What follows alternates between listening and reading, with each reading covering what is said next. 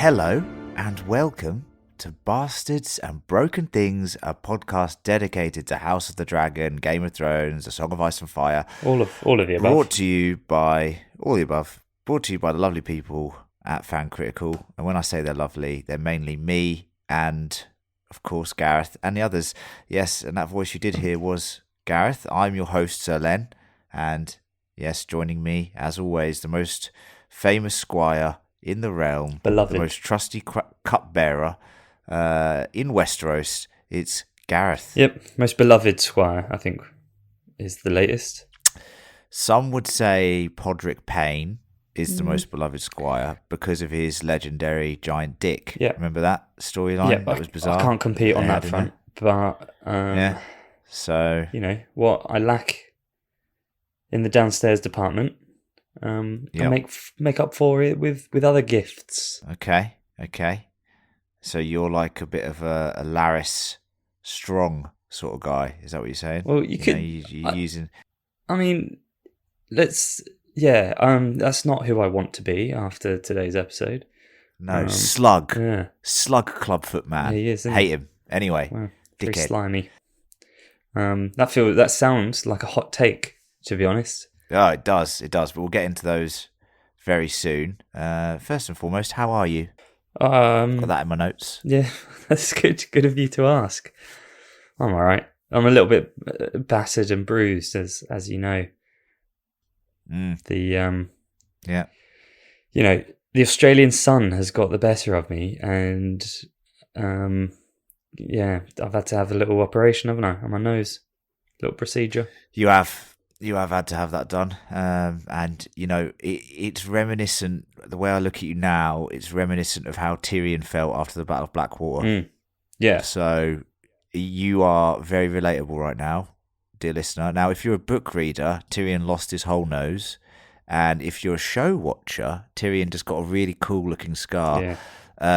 It looks like Gaz is going to have a scar. Yeah, I'm going to have a cool scar. He's not lost his nose, and it will remind me of my heroic deeds that have resulted in this Mr. scar. Deeds. Yeah. Anyway, well, good to see you all right and healing. Thanks. That's the most important thing. Yes. I've almost recovered from my bout of plague that infected me for the last podcast. Sounds horrendous. You doubled up as well, didn't you? You went, all right, I've got the flu. Let's see what else I can catch. Flu, then some sort of gastro thing. So basically, it's been a bad week for me, but we're on the up. So you know, it's all good, listeners. And you know what's great? You know what? We haven't missed a beat with these hot takes, despite our respective ailments. No, and I hope the listeners appreciate that. Despite our afflictions, yeah, we're still here. That's But of course, we're here to do hot takes. The way that works is as follows: we have just watched the episode.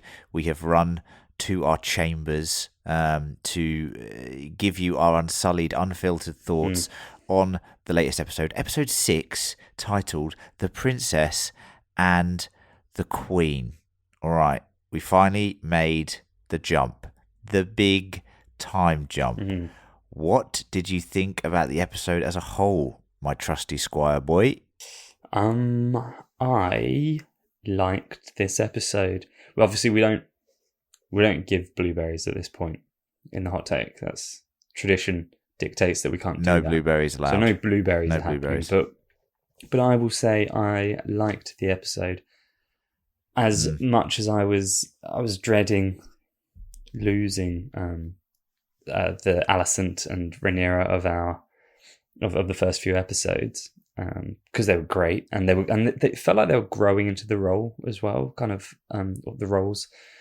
I think they followed it up with another couple of really good actors who are bringing slightly different vibes to these characters. And well, Gareth, I'll stop you there. Should we morph this as it's progressing as a conversation? Should we morph this into hot take 1? Yeah, go on.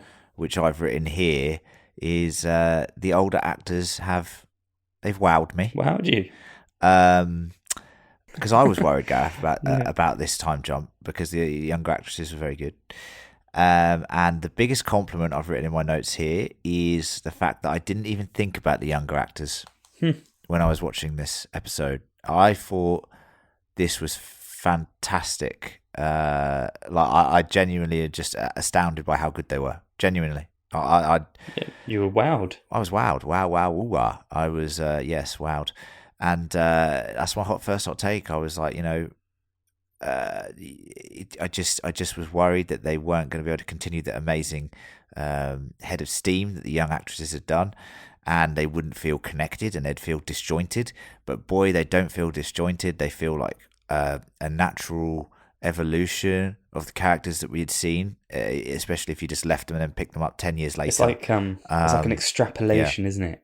Like if it was a graph that we saw progression points for every year, and then suddenly there was a 10-year jump, it would just follow the trend, wouldn't it? And they'd end up where you kind of expect them. Well, yeah, but it is a jump. Damn straight. It is quite a jump. They are very different to the characters of episode 1. They're very different, and I actually think we'll talk more about this in the deep dive. But before we went to this time jump, you kind of thinking Rhaenyra's a bit of a dick. She's fucked around Crispy. She's a bit arrogant and sort of still doing these really reckless teenager things. Alicent's got her head screwed on. I feel a bit sorry for her.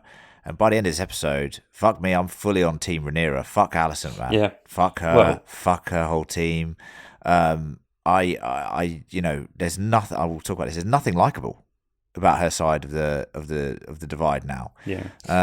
If I just get me a little notebook open, I'll tell you.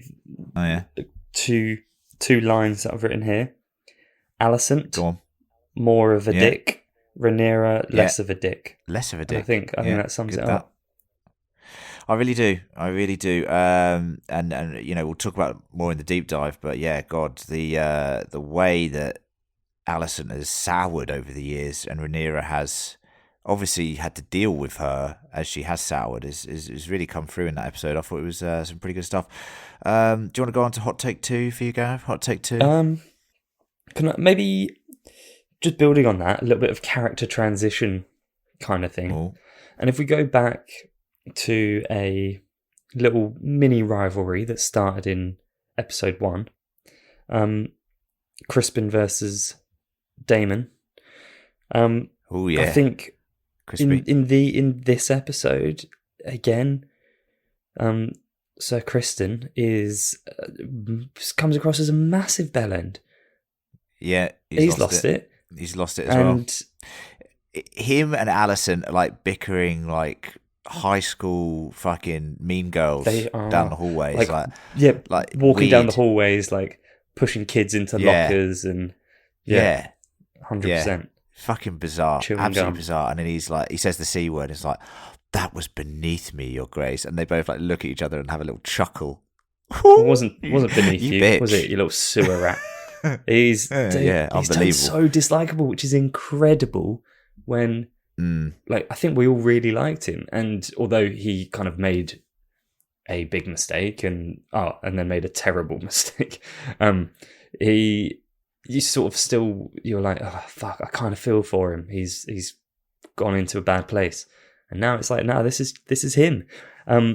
Whereas the other side of that coin is Daemon. I reckon, I haven't read these books, but so I don't know. But I have a feeling like the events of this episode that concerned Daemon might change his character again. But at this stage in proceedings, he came across as a wholesome, like family man, which was kind of nice. And I'm a little bit confused by Daemon. I'm like, are you supposed to like him or not? But at this point, I liked him. I thought he seemed like a nice guy. Daemon is a very confusing character, and that's why I like him, because he surprises you every week. I know people think he's a dick, like John says he's a wanker, but, I think he's one of the more likeable characters left in the show at this point, and that will segue beautifully into my hot take, which is hot take number 3. That Lena and Vhagar scene, Jesus Christ. It got me. I was fully like almost choked up with that scene. I don't know, something about the whole pregnancy situation again, and that sort of evolution of the scene that we saw in episode 1 with Emma to now, where she, Lena hears about what they're thinking about doing, and she's like, "Fuck this, I'm checking out," and she just goes up to Vhagar. And number one, seeing Vhagar is amazing. Vhagar is one of the dragons that conquered Westeros with Aegon, with Balerion, and Meraxes, I think it was. He's old, and you can tell because he's got little whiskers. Yeah, he's old. And we wanted to see some dragon emotion. We just got some dragon emotion. Yeah. We got some dragon emotion, and it was a beautiful scene. And Vhagar, like, looks at her, and the music swells, and he's like, "I don't want to do this." And then he looks at her again, and he's like, "Okay, I understand." And he does it. And I don't know, man, that whole scene I thought was stunning. I thought it was really good. It took my breath away, actually, because it's a bit of a departure from the books. Like, something similar happens. We'll get onto it in deep dive. But like, I was just like, wow, what a scene. I mean, horrible. I'm not discounting that, like, because the whole childbirth thing is just a real theme this season. That they're going for, like how difficult it was for women back then, and how they're basically just farmed for heirs, and it's horrible and disgusting. But yeah, that scene really got me. Did it get you? Honestly, I'm going to disagree with you a little bit. Oh no, that's not allowed. You'll be fired. I don't know. For me, I was like, why has she done that? Like, I understand that it's probably, at that point, like the hardest thing that you could imagine going through. But like, I don't know. I just sort of struggle to understand the motivations. Like, if she's like, right, this is too much. I can't go through this. Then wouldn't she still kind of want her unborn child to survive in that situation? Yes, and that's on the cards potentially. This is debate. This is interesting. This is interesting because I think the show hadn't done a very good job of setting up the scenario that's happened here. Now, look, not to say that you're not wrong. Of course, they could have. He even talks about it, like, trying to save the baby. But the surgeon doesn't seem too convinced about that situation. I will say that in the book, she dies during a stillbirth. So the baby is already dead, which is horrible.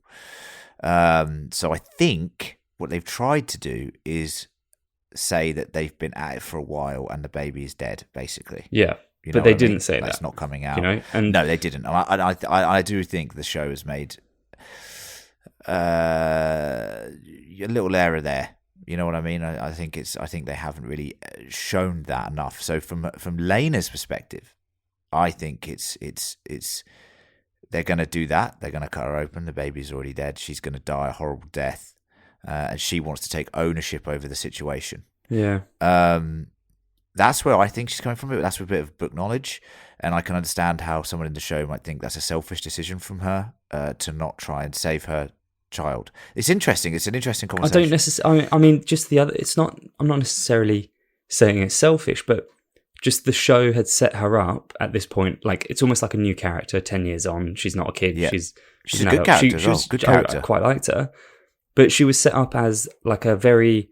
She seemed like a very sort of dedicated mother. Like, had a couple of kids that she was obviously close to. She seemed to quite like Damon. Like, even if it wasn't sort of massively romantic, like I thought they had quite a good yeah no it was all, I was alright. Surprised by Damon. They did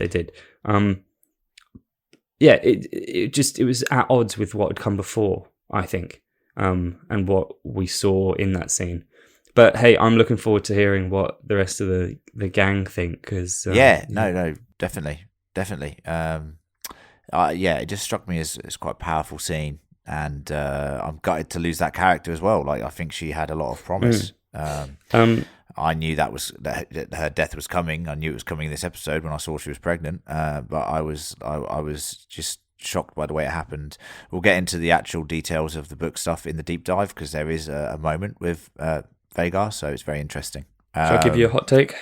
Well, that's what we're here for, isn't it? Suppose we are. Suppose we are. While we're talking about relationships that are kind of cool between Targaryens and Valyrians, I quite liked the Rhaenyra Laenor setup. I know they were at a point here in this episode where it seemed like, you know, tensions were there and the relationship was sort of strained, but it seemed like it had been quite functional. Like, and they kind of, I quite liked their relationship. They seemed almost like they were mates and they understood. Like, yeah, and no, yeah, it was if it wasn't for this problematic element of of Rhaenyra's kids having dark hair, everything would have been going 100% to plan. Yes, the old hair in King's Landing situation. Such a big deal to them, isn't it? Big deal, massive deal. Well, let's be honest. Most Targaryens have bright blonde hair, and Valyrians have blonde hair, and Targaryens have blonde hair. So it's a bit weird. So I can understand the issue there, but yeah, I think Laenor actually. I think I really like the actor playing older Laenor. I like his demeanor. I like the way that he's tried to. And him and Rhaenyra are working as a team. I think that's really important. You know, Alicent's quite isolated, really, because Viserys is always going to be on Rhaenyra's side. But at least at this point, you know, Rhaenyra has an ally in Laenor. So I do like their dynamic. It's a shame. Moving on to another hot take. That's Gareth, quick. That it was quick. Sorry, okay. Because it's tied into it. It's a shame now that because of Clubfoot, they fucking lost their real dad. You know, Jacaerys and Joffrey and the other one. Can't remember his name. Sorry, it'll come to me. Lucidian. Lucarion. Yeah. No, they're all named after Pokemon. Sorry. Yeah, of course. Wow, another shocker. To be honest, a big bone of contention in the books. They just die in a fire, and there's like this rumor, like, oh, Daemon did it, or oh, it could have been actually the sea snake because he was annoyed, about loads of the fact that, you know, all this other stuff happened, and then some people are like, oh, but it could have been Larys because then he gets to inherit everything, and people are like that, you know. So you don't really know what's happened. They just die in a fire. But this show, man, they just keep saying, hey, we're going for the most fucking disgusting, twisted version of events, and I'm all in for it. I really am enjoying their interpretation of these historical moments, and giving us real canon now. Well, I mean, yes, here's the thing. Here's a way of looking at things, though.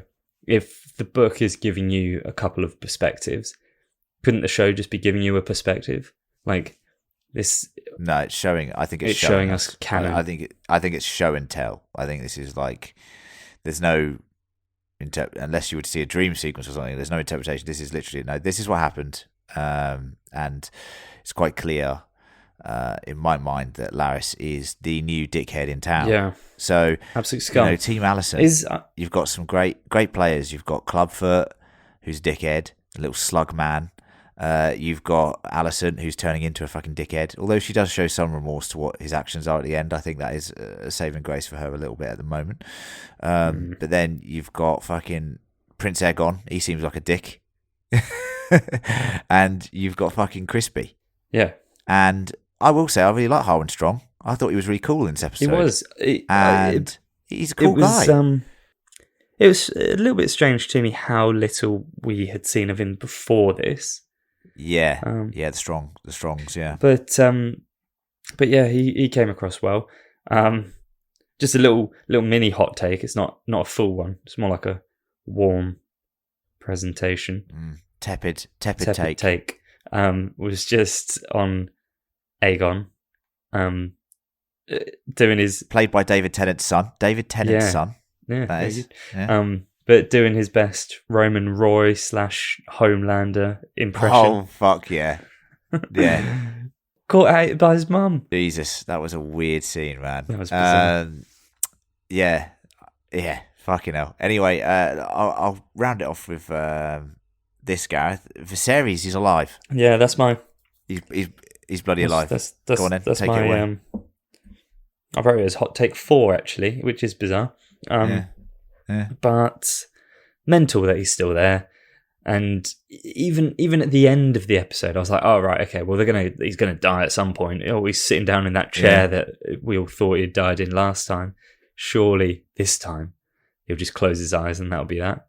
But no, he's there, missing an arm, which is probably a good thing for, all of his rivals, because they look at him and go, don't worry about him, he's armless. Yeah, good one.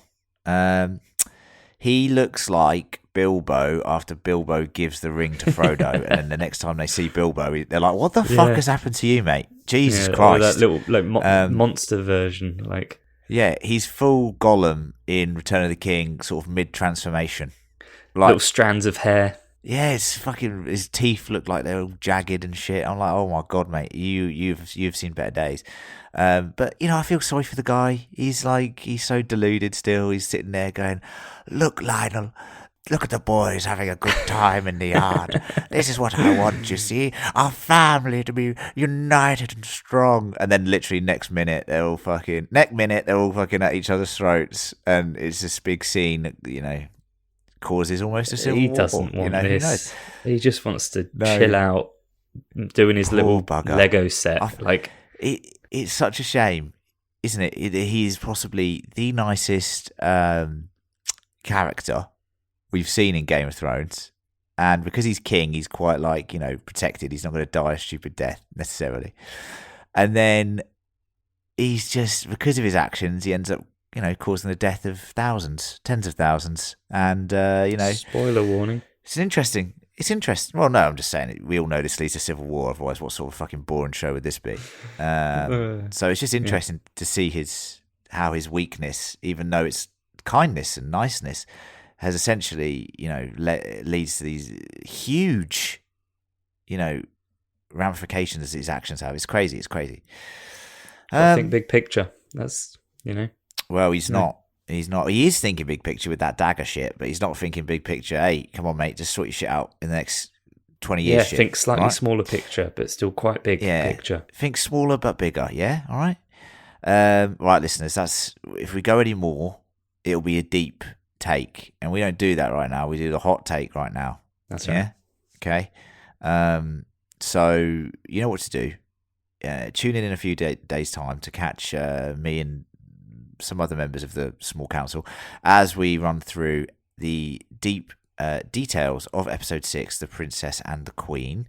Of course, you can write to us at fancriticalpodcast@gmail.com and give us your thoughts. You can also reply to us on social media, or just let us know how you're doing. Leave a review, subscribe, whatever. It's all up to you. But if you leave us some feedback, we'll look at it, we'll consider it, and we might read it, and we might answer it. So lots of possibilities there, isn't there, Gareth? So many. That's fancriticalpodcast@gmail.com. The email is in the show notes. Thank you to my trusty squire, the most famous cupbearer, little Gareth. Thank you. You're welcome. And I have been your host, Ser Len. I will speak to you all in the next few days when we have rummaged through the deepest depths of episode 6. See you then. You're serving your own Bye. wine, so...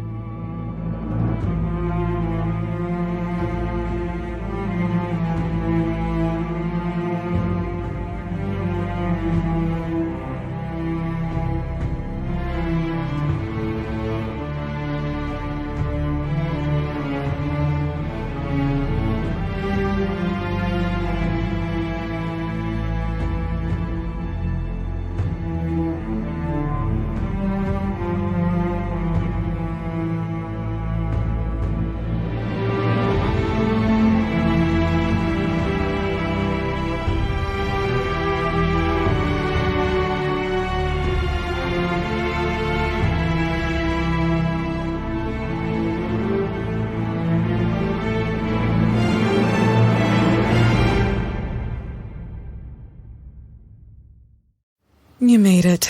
Checked out of office to check into the sweet views of this place where the kids aren't asking for the Wi-Fi. Mom, can we go to the pool? And when you're with Amex, it's not if it's going to happen, but when. American Express. Don't live life without it. 5 years ago, Nathan Fillion's Officer John Nolan started his second act as LAPD's oldest rookie. On September 27th, the ABC Rookie Universe expands. Former guidance counselor turned FBI agent Simone Clark explodes onto the screen in this fun, high-octane, action-packed spinoff. Niecy Nash Betts stars in the Rookie Fed series premiere, September 27th, 10/9 Central on ABC and stream on Hulu.